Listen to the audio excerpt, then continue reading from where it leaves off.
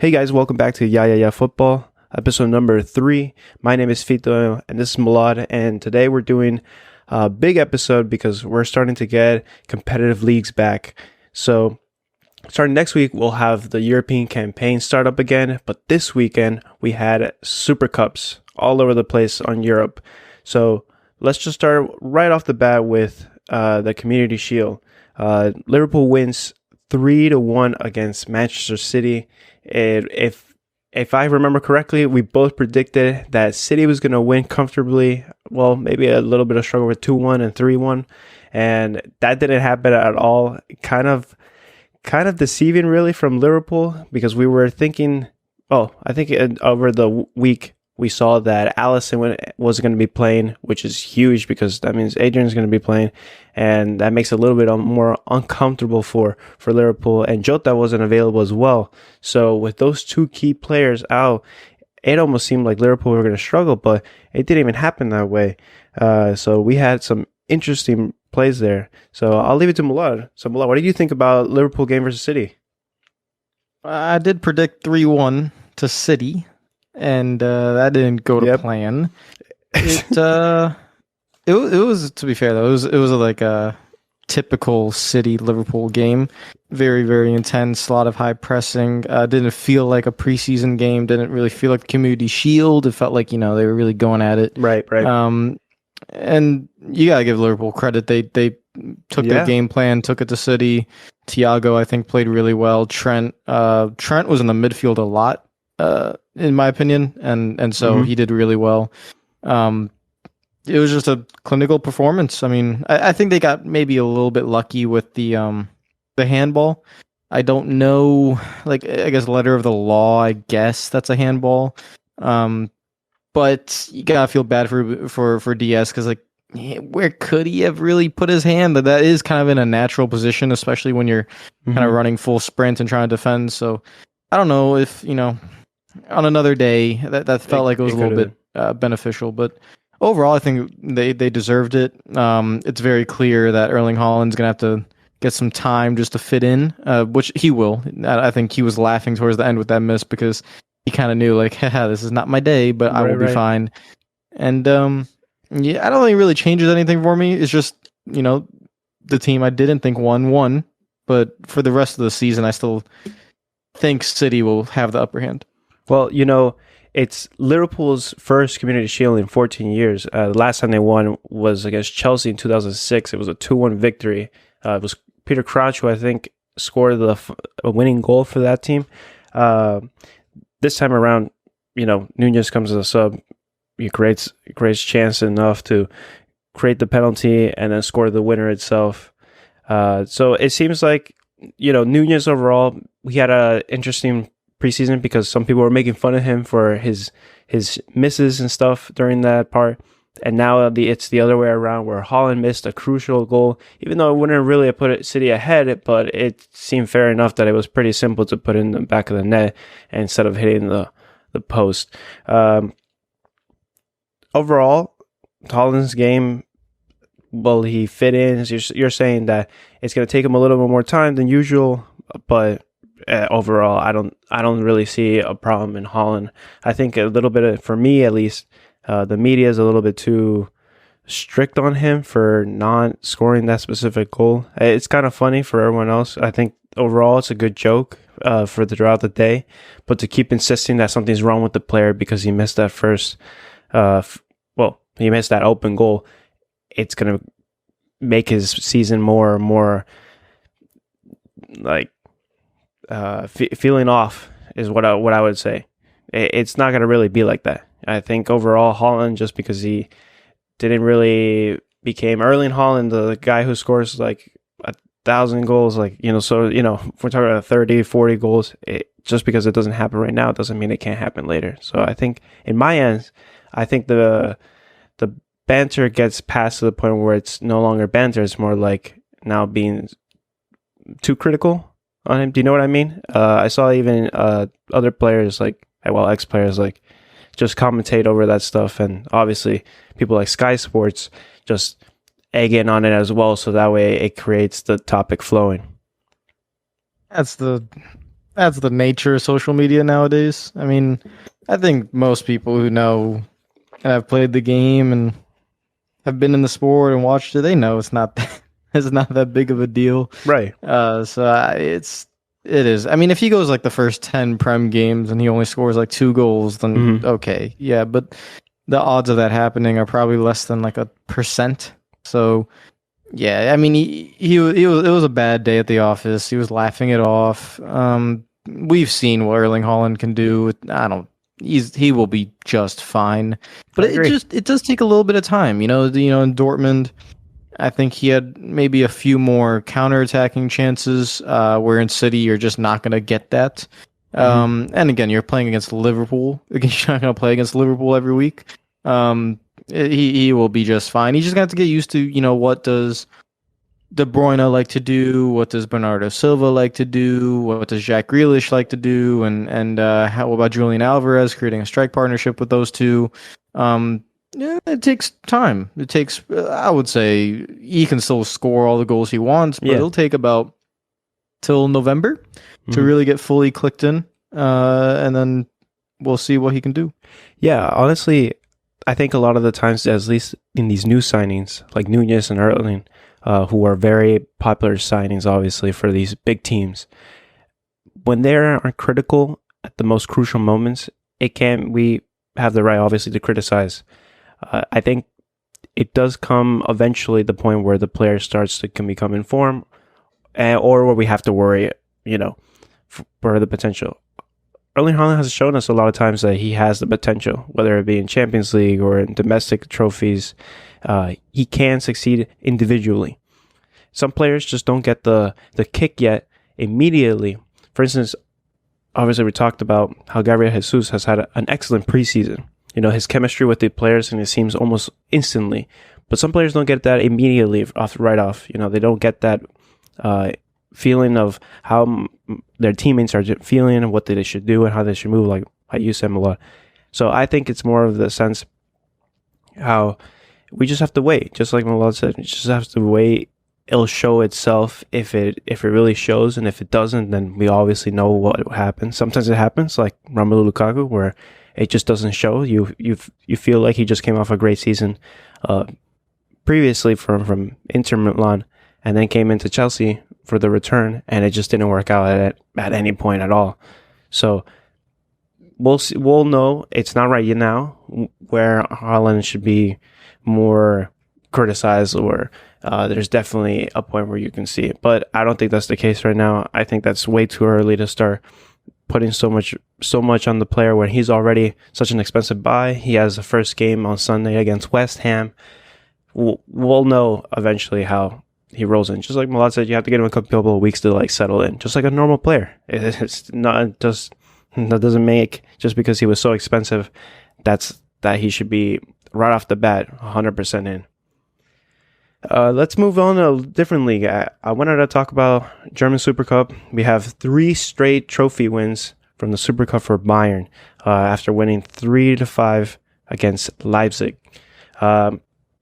It was a rant of goals, to be honest with you. And, obviously we have no Lewandowski anymore. So without Robert, even Mane scored. So we have various players to try to throw in different positions and to try to see how they fit in now without having a clear number 9. Even Oliver Kahn said that they're not really looking into the market to replace Robert at this moment. Lewandowski is just going to be simply out, and we're not going to get a new player in. Do you think that there should be a new striker in Bayern? Do you think they should wait and see how the teams develop, kind of how they had that City before after Aguero left? Or do you think that the team is fine by itself and there's no point to wait? It's just roll it on as it is? I think I said last week that the market for a level of striker that Bayern would need is not really sufficient at the moment. So I actually agree with his statement of waiting. I just think it's sensible because if you were, I don't know, if you were Leipzig or if you were like a Marseille, or you can get strikers and for that level of market. But this is Bayern Munich, and we're talking about the level of striker that would cost around the 100 million mark. And simply put, when you look at the market, it's not there. So you either A, do a panic buy or do some short term buy, like I don't know, you bring in like Alvaro Morata for some reason, or you bring in Yeah, I get you. just some short term buy. Right? That makes no sense. It makes no sense. You don't. I feel like this Bayern team doesn't need that. I think just let the current players kind of try to let it flow, see what Julian wants. And in the team. Now, if he comes to you and says like, "Hey, boss, I really need a new striker," yada yada yada, then you could go look, but you gotta tell your manager like, I just don't see anything that's out there. Where basically, as soon as next season hits, you can go after Christopher Nkunku, you can go after Harry Kane, who will only have 1 year left on his deal. You can go after just players that then fit the market that you're supposed to be shopping in. Where right now there's nothing. So I fully agree. I'd let Sadio Mane have his freedom up there. Hopefully Leroy Sané can get the form that he had once in his early City days and stay healthy, most importantly. And see where you go from there. But no surprise, they're clinical, score 5 goals in the cup. They'll be okay. Yeah, it was a very dominant first half. At least from my position when I was watching, very super dominant. And you just have to see how there's new player. Well, not new players, but the sense of how even young players like Jamal Musiala comes into the game and definitely just becomes a powerhouse on where the ball should go, and like creates the positions for the rest of the players, and in Bayern specifically this time around. And overall, I think it was a good first half. Very kind of skeptical on the second half because it started to become a lot more sloppy in their play. So, but they also had changes, so it was kind of seeing how Leipzig were also trying to like push back on the second half, maybe after a talk. So it's accepted, but 3 goals is a little like, I'd rather not. At least if I'm Bayern Munich, I'd rather not get scored 3 goals. Even though it's Leipzig, I think it's for the best to try to keep the distance and goal-wise when you're playing, right? Because we're talking about the most dominant team in the Bundesliga for all. They have this Friday they play again finally in Bundesliga against Frankfurt away. So we'll start seeing how this team develops as without Robert Lewandowski now gone. I want to touch on that for a second. Do you think his treatment in Bayern and how the directors were justified, or do you think there's nothing to really talk about there? Because he says or suggests that he was almost like talked about in a negative way, where the directors would be like, well, he wants to do this, he wants to do that, and he doesn't agree with that exactly. Is that just talk, or do you think that's just more of how maybe the player just get pushed more to the center of the news because he is the most important piece of it? I think, Bayern were probably looking at his age, the amount of time he was there. And Holland was on the market. So that was part of it. That's what ticked Lewandowski off. I don't know. I mean, I think Lewandowski deep down, once he realized he could go to Barca, he really wanted to do that. Like a especially dream, when you're 34 years of age. You don't really get that move often, that you can go to Barcelona at 34 and be like, be the main guy. Yeah. So I think he needed to figure out a way to, Push get himself. that move, and so he kind of pushed that narrative a little bit. But I also do think there was some truth in it. However, listen, if I'm in charge of Bayern Munich and I have Lewandowski on the books, and it's my job to think about the club and think about the future. And if you're telling me Erling Haaland is on the market and I can maybe get him, I'm going to try to use that media and talk publicly about him and try to get him at Bayern. I think that's the only. I think that's just the right thing to do. Now, unfortunately, if it hurts Lewandowski's feelings, I mean, he's been with you guys, or with the club for 8 years. There's no like, we don't like you, we don't want you, this and that. It's just that sometimes you got to think about the future of the club, and I think Lewandowski probably should have understood that a little bit better, but I think it was just political games on both sides. And Lewandowski had that move that he wanted to Barca, and Bayern were basically, and I mean, they got 50, was it around 55 million for a 34-year-old striker? I mean, Exactly. Yeah, ridiculous amount of money. I'm taking that deal. Yeah, overall, we'll just have to see how both sides go, whether it be the player, the team without him. We move over a little bit closer now to France, where PSG's dominated their Supercup appearance, winning 4-0 against Nantes. So this game's a little bit interesting because when I was watching, it almost felt like it was a different side to Pochettino's take on this team. Currently, obviously, I believe Mbappe, it was suspended from last year's attendance, so he can't actually play this game. So he didn't play this game because of that. But they were playing a 3 in the back, and with a healthy Ramos, I felt it was more complete this time around. It was also Vitinha's debut as well, in the pro competition. So to see a lot of these new faces, also mixed with like the play style that they want to suit in with their new coach,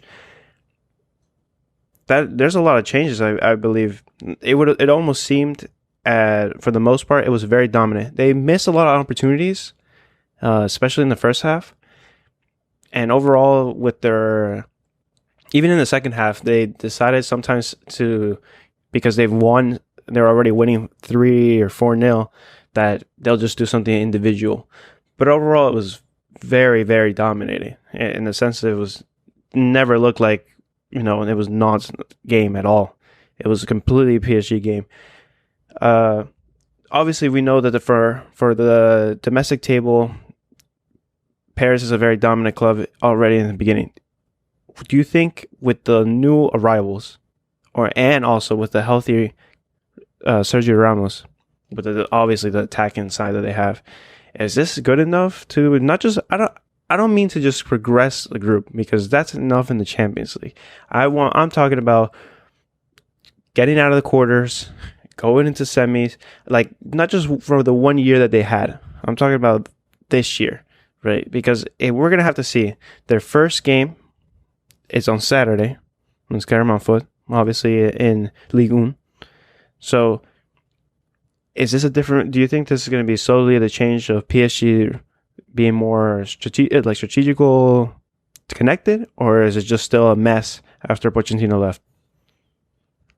I'm gonna need to see them a little bit more. I need to see Gautier's style of play, because PSG have a unique issue where no one ever doubts their talent, and people want to talk about the mentality side of it. I don't. Personally, to me, I don't think this PSG team has a mentality issue. With like Neymar and then Messi and Ramos and Marquinhos, and I don't think this team has a mentality issue. I think maybe PSG teams of the past maybe did, but I don't think this team does. And they did for basically 150 minutes. Were clearly better than Real Madrid, and then collapsed for like 10 of those minutes. Yeah. And yeah, that's in the history of PSG. It is what it is, but this feels different. Gautier is not like a superstar manager. He feels like a more grounded manager. But the issue I'm talking about is, when obviously Mbappe is back, you're going to have that front line of most likely Mbappe, Messi, and Neymar. And it's just that in modern football, the high press is so popular. Basically, all top teams use it. And you can't press with Mbappe, Messi, and Neymar. They just, Messi does a lot of miles in the legs. Neymar is not really a presser. Mbappe can do it, but even Mbappe doesn't seem to want to. Mm-hmm. He's kind of, he has taken that up. Like, it feels like that Ronaldo approach of I'll just stay up here and, counterattack, yada, yada, yada. Right. So that leaves you with essentially, they didn't have Ramos last season. I think Ramos is very key because if you could pair up Ramos with Marquinhos and maybe even keep Kimpembe in there as well, play a back 3. Yeah, that was the lineup. you have Hakimi and Mendes, who I think is fantastic. Nuno Mendes is a fantastic player. Um, you you can run the three in the back / five in the back formation, and not press high. That might be the way to do it. But I'll have to see it more. And simply put, they need Sergio Ramos to be healthy, and they need Lionel Messi to just be in much better form than what he was in last season, which I expect both of those things to happen. But it's the yearly question. Will Neymar get the ankle injury in December that keeps him out for a month and a half? Will Ramos be able to stay healthy? Will Messi's head be in it? And will Kylian Mbappe score the necessary goals that the team will need them to do? And the rest of the team has to do the dirty work. And that's where the manager comes in. I think this manager for the rest of the team, for Verratti, for Hakimi, for Vitinha, for Mendes, for everyone else that's not named Lionel Messi, Neymar, Mbappe, or Ramos, they need. I think this is the right manager for them. So it depends on the draw. It depends, because hey, they drew Real Madrid. They lost to the cup holders. It is close, what it is. But... what if PSG draw Dortmund this time around, and then after Dortmund, what if they go to like a Chelsea? Mm-hmm. That seems a lot more likely that they can maybe advance a little bit more and more into the semis, and then once you get there, it's kind of like it is what it is. So personally, to me, I have a lot more confidence in this PSG team. Okay. I think it would be really good for actually a lot of the players in this team to succeed, because I think a lot of them have other things they want to do. Specifically, I think Messi should go back to Barcelona, and I think Mbappe will eventually make the move to Real Madrid. But there feels like unfinished business here, and specifically for Mbappe, I feel like he needs to carry this team and get to that Champions League final and win it for them. He has all the talent in the world to do so. And it's all about if this manager could get. I like the 3-4-3 formation. I don't think they should play kind of like a 4 in the back, two center backs that kind of stay deep and everyone else high presses. I just don't think that's the style of play for this team. And I'm only thinking about really Champions League. I'm not thinking about domestic. I think they'll be fine in the domestic season. We know that. But I like this 3 in the back formation. Could switch to a 5. Don't need to press all the time. Let Messi and Mbappe kind of save the legs, kind of switch into like a 5-3-2 kind of low block sometimes. I think this can work. But we'll see. So this coming weekend, we have a lot of leagues back. The European campaign has started up again, right? So I'm going to talk about a couple of games. We can predict some score. Maybe you can talk about some of them. I know you're very into the Premiership in general, so we're going to go into a couple of games, see what it is. So first up, Crystal Palace and Arsenal. Start off the European campaign, really. What's your thoughts? Well, are we gonna do like table predictions, or are we still waiting on that? I think we should wait on it. I feel like it's so early that we don't really have much to go with. So unless you want to, I still feel like Chelsea's going to sign like 3 players. yeah. I feel like we should wait. Let's wait. You know what? We'll do that. We'll wait until the transfers are all done, and it's all set, and then we'll talk about our table stuff. Then we'll probably have like 2 games in or something.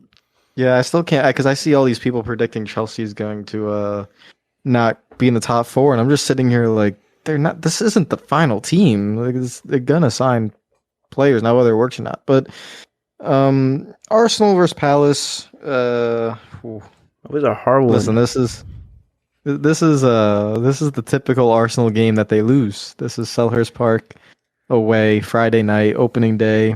Thank you, Sky Sports, by the way, for putting that on opening day. You just, 3rd year in a row that Arsenal play on opening day. Bunch of frauds. But it is what it is. To be fair, this year I kind of like it. It's a good test for my club. And this time they're healthy. So actually, I looked back at last season to see what the starting lineup was for Arsenal versus Brentford. And I think Kolasinac played. And I think Pablo Mari played. So you had Kolasinac, Mari, you had Rob Holding, you had Eddie Nketiah because Aubameyang and Lacazette were out. You had Reece Nelson who started. So yeah, it wasn't. It wasn't really much the very Arsenal team. structural Arsenal this time around, almost like ready to go, like the start of for the season. I can name you the starting 11 right now. Well, I can drop you the starting 11. You don't have to name the whole team, but I definitely think that for this win at least, I think it's a clear win for me in terms of Arsenal. 3-1, I would say. I wouldn't say clear. No, for me, there is still. I don't think I can predict an Arsenal win, but I will say this for the people who are saying like, hey, this Arsenal team looks scary, this Arsenal team's looking good. This is truly the perfect test. It's not really the games against Liverpool or City or Chelsea. It's this. It's away at Selhurst Park on a Friday night. Like this is the game that throughout the last 10 years of this football club for Arsenal, they lose. Now they have no excuses this time around. They will have a, maybe not their first choice starting 11 because Tomiyasu and Tierney will still probably not play, but they still have Ben White, they have Saliba coming in there, and they have Zinchenko, who can easily, basically, he could be your first choice instead of Tierney. So this is the perfect test to see the mentality of this team, and if they win, I think what it does is it really does justify the progress that the club is making. And if they lose, I still think it puts some doubts into people's minds of can they just get over I think if they lose, it's going to be a mental thing. I don't think it's going to be a style of play or anything. We've seen over the preseason games, Arsenal have annihilated their opponents. They've played really well, but there's no pressure on. Right. So the pressure will be on. I'll go with I'm feeling optimistic. I will go with a 2-0 Arsenal win. Keeping a clean sheet? I'm keeping a clean sheet because that boy William Saliba is looking excellent. And essentially what it's allowing Arsenal to do, especially with Gabriel Jesus up top as well. I think Crystal Palace not having Conor Gallagher is going to be a little bit different. That was a huge part of their team last season, right. So they won't have that in the midfield. I remember specifically the game that Palace beat Arsenal last season 3-0. Conor Gallagher was exceptional, and that he won't be there. So, I don't really see if Arsenal lose this game. It's a mental block because they are the better team. They have the better players. They're in form, even if the season hasn't started yet. They're in form in terms of their preseason results. They should win. We'll look into more of that as we arrive to the next episode. But we'll continue on. The same day, you have Frankfurt versus Bayern. I think we mentioned that earlier. I think for the most part, while I see some doubts in defending a little bit from the mentality of Bayern, I do think it'll have it could be somewhere around how you just said 2-0, I would say. Frankfurt are a tough team to play against, especially how they've reinforced over the years recently. But I have to say the reinforcement right now currently of Bayern Munich is more intensive. So I'll go with 2-0. Not too sharp on goal scoring because, at least for me, I think they still have to work out some things, especially if they're going to be scored on like that in Leipzig. Yeah, I go with 3-1. I think 3-1 is going to be a solid score. I think a lot of the big teams here are going to do pretty well in the first games of the season. I think Sadio Mane is going to get on the goal sheet. I'm really going to be watching Leroy Sané a lot this season. I just feel like there's more to come from him, and I want to see it. And with Sadio there and Serge Gnabry there and Leroy Sané, that front three sounds just really tasty. Like a fluid, flowing front three that can all play basically all across the line. I think it suits someone like Leroy Sané, so okay. I'm going to be keeping a close eye on him, and obviously Sadio. So Bayern's going to be a fun team to watch. We're going to move around a bit again, back to England. This one's a little bit different. Newcastle versus Nottingham Forest. Nottingham finally back in the Premiership. First game up against Newcastle. Looking like I'm thinking this game is kind of tough for Nottingham. It's their first game back. Welcome back. Newcastle have something to prove this season, I think, from kind of struggling in the early ons, coming up a little bit, and now they have to see where they have to go from here. I'm gonna say I don't think either side has shown anything too crazy from each other, so I'm gonna give it a 1-1. Yeah. I'm gonna go with a Newcastle win. Newcastle win. I think. Okay. Mainly because they will be playing at St. James Park, and I just think that will give them a little bit of the edge. Now, I will say, I think for Newcastle, I was expecting them to be a little bit more active in the transfer market, but I still think they will be able to. If it was maybe Nottingham Forest at home, maybe with that home crowd push, but nah, I think the Geordies will be up for it. I'll give them a 2-1 result. Okay. Seems reasonable enough to me.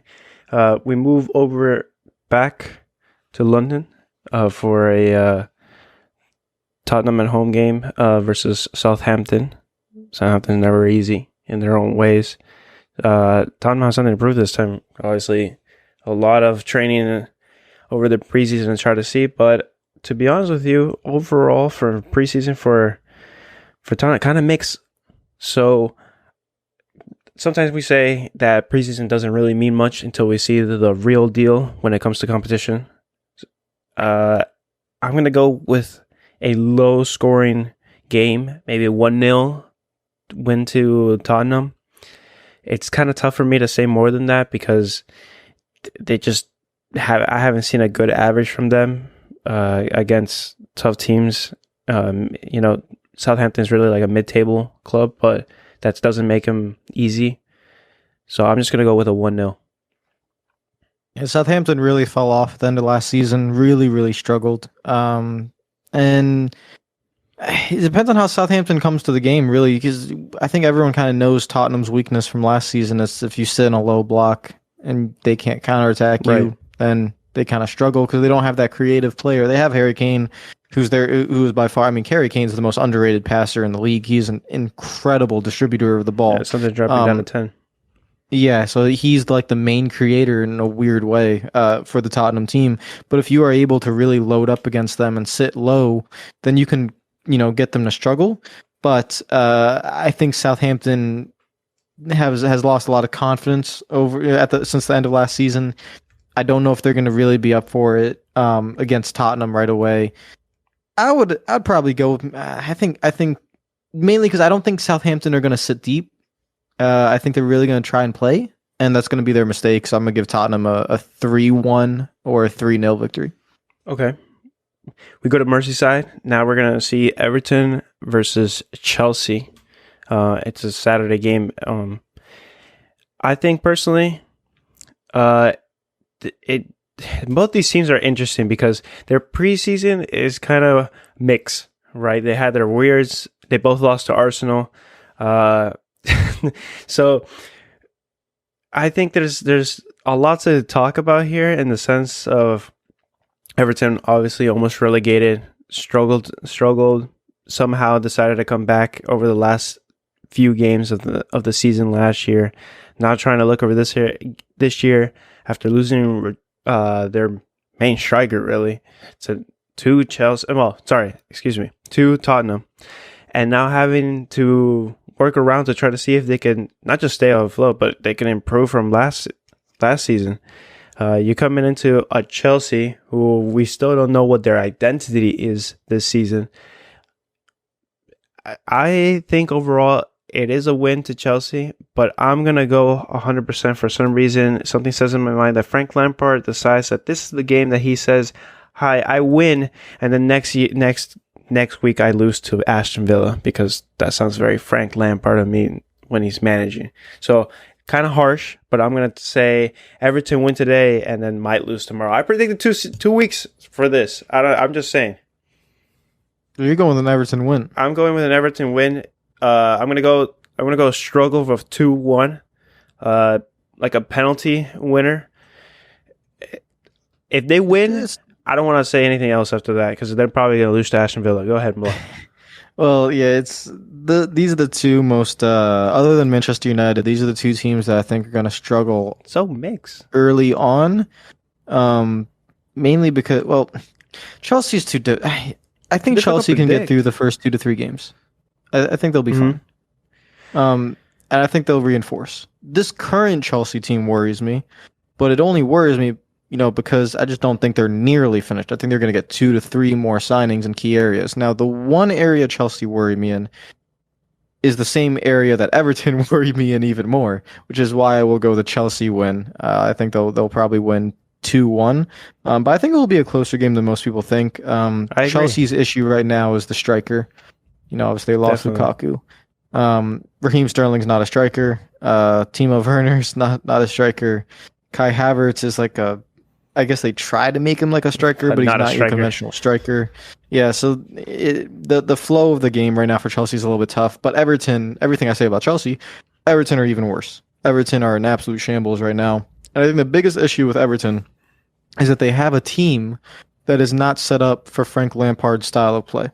And that's the biggest Right. problem. So Frank will always want to try to play and try to play and try to, really get the short passing game going, possession based and flow. It just doesn't work with this team because they don't have that quality of player. Now, he is my favorite to get the sack in the next few months, because there's a certain person out there that I think would fit this team perfectly, and his name is Sean Dyche. So I think this team is more set up to that kind of manager than Frank Lampard, A hard which work kind of and shows push. how far Everton has fallen in the last 3 years. That they kind of have to go to that. But yeah, I think these two teams are both struggling, but one is struggling way more than the other. And I just don't see them mustering the goal. Like, I just don't see how Everton score. Unless Right. Dominic Calvert-Lewin picks up the form he had about 2 seasons ago before the injury, Hmm. I have no idea how they score goals. It's absolutely.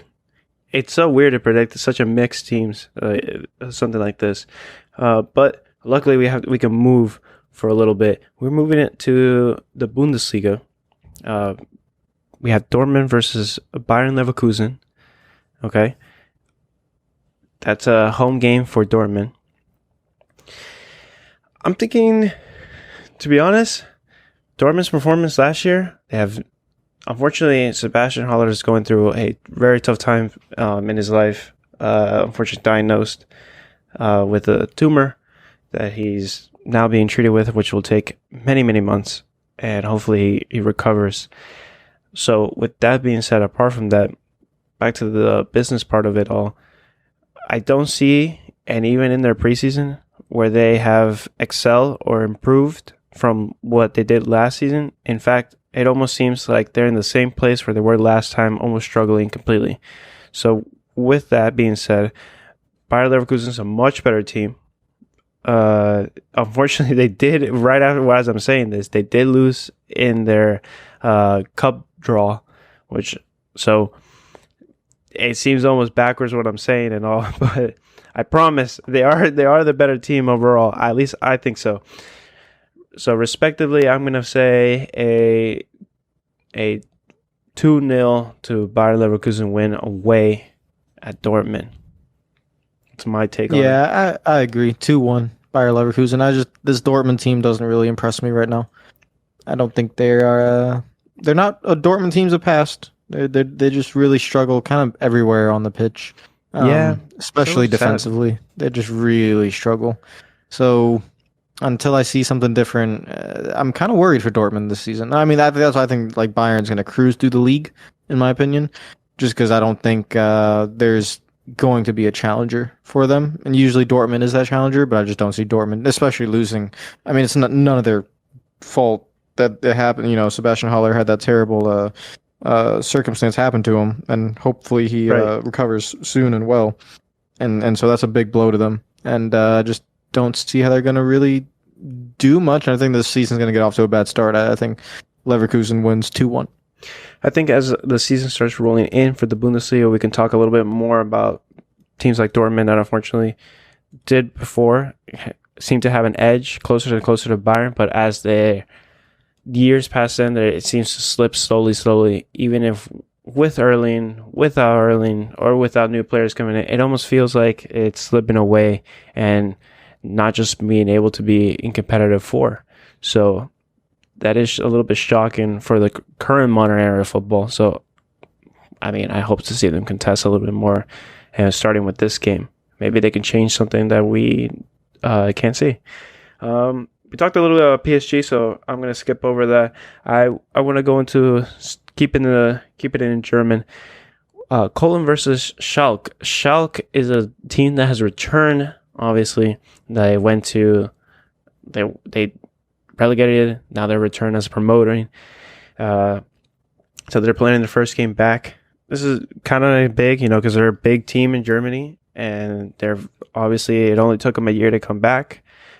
Still seems kind of a little bit on the struggling side, but I feel personally after they just won today 5-0, their first game in the cup draw. I think overall preseason is kind of mixed. Schalke are going to struggle, obviously. They're no longer the big powerhouse that they were a few times. So I think it's going to end up maybe mid-table for them. But I don't want to say these things completely. I'll just say it's going to be a defeat to Cologne because Cologne were a better team last year than Schalke, obviously, coming back. So I'll give them a 2-0 win against Schalke, unfortunately. I'm going to go with 2-0 as well for the sole reason of I need to do more research on both these clubs. So I can't really say anything. No, that's what I'm saying. Our idea overall, what we've talked about is that we explore the other matches and teams and stuff like that, and we ourselves educate ourselves more to try to find out more information to talk about different games, different aspects, different teams, other than just the ones that we know. I mean, we're so used to. I'll be completely honest, everyone. I still thought Schalke was relegated. The last time I saw a clip from them, their fans were throwing stuff at players. So I still thought that was going on. I didn't know they even came back. That's what I was. I knew this was an important match because I was going to be like, Malad definitely doesn't know they're back, so I wanted to put it in. I had no idea that. All I remember is Ed Kolasinac was still there. Got no idea what was going on over there. So yeah, I'm happy they're back though. Back in the Bundesliga. It's a good thing I didn't hear anything about them. That means they were doing well because when I was hearing about them, they were not doing well. Well, now back in the Bundesliga, hopefully they can actually. Not just struggle this time. Hopefully they can challenge mid-table or maybe progress even higher than that. We move on to Sunday. Yeah, so Sunday are when the Manchesters play. Big games are on the Premiership. We have United versus Brighton. So obviously, from my point of view, I think Brighton are a difficult team to play sometimes. They struggle for some reason at the most random times when they seem to pick up the pace in form, and then they just decide to crunch ties, not just draws, but a defeat, and then they come back and do well. But for at least in my opinion, it always seems like a weird game for United. It almost seems like. Now, last time, obviously, Brighton won 4-0, and then before that, it was 2-0. But I feel like it's sometimes close, and the way that Manchester United play and what the recent preseason has been, I don't see much. I can't say Brighton are the better side. It should be.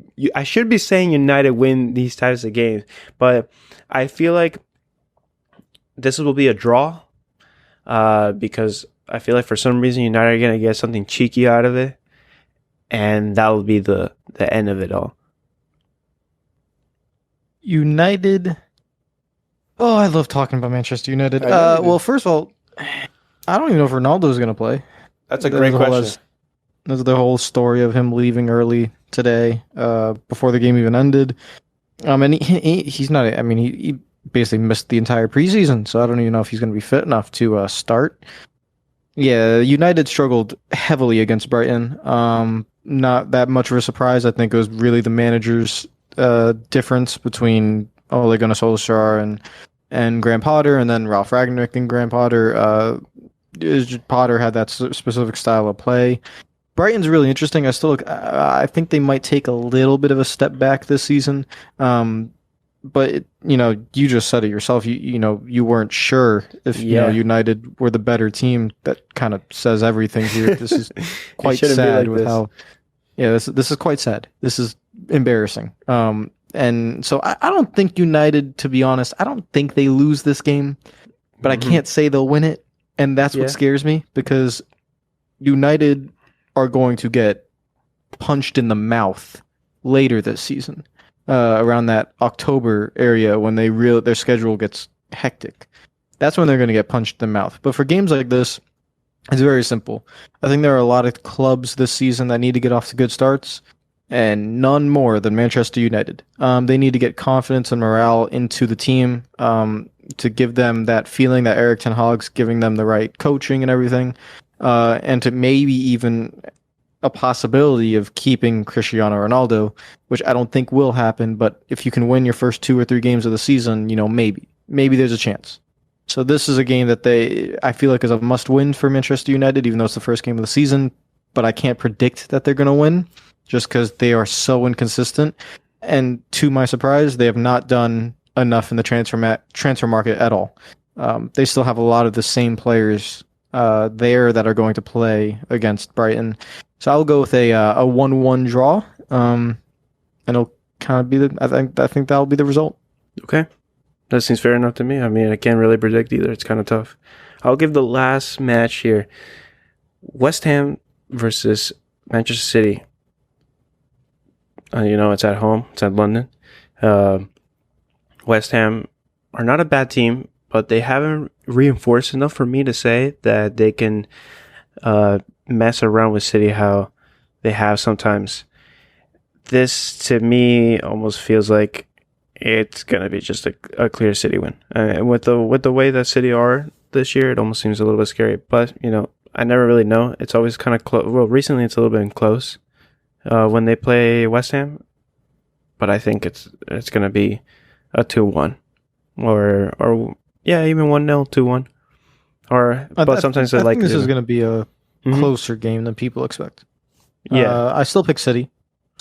But I think when these two teams played last season towards the end of the year, I think it was West Ham were right towards the end of their Europa Conference League run. Mm-hmm. Was it Conference League or was it Europa League? I think it was. I don't towards remember. their Europa League run. It was Europa League? Okay, yeah. So they were towards the end of that run. And then they played City. They actually put up a really good fight because I remember watching that game and they put up a good fight, but City was still able to come out on top.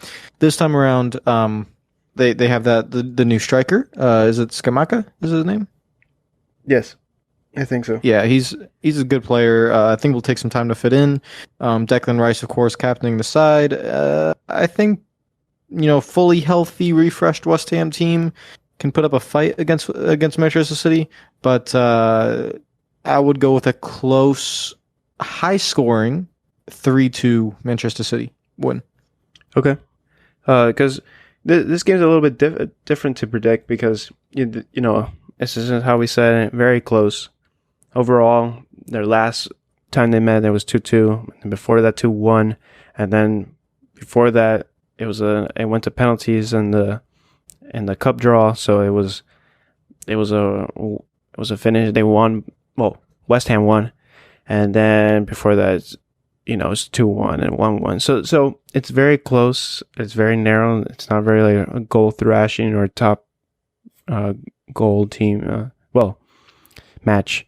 So I again, like I said, I think it's going to be a 2-1 or something like that. How Malad just said as well.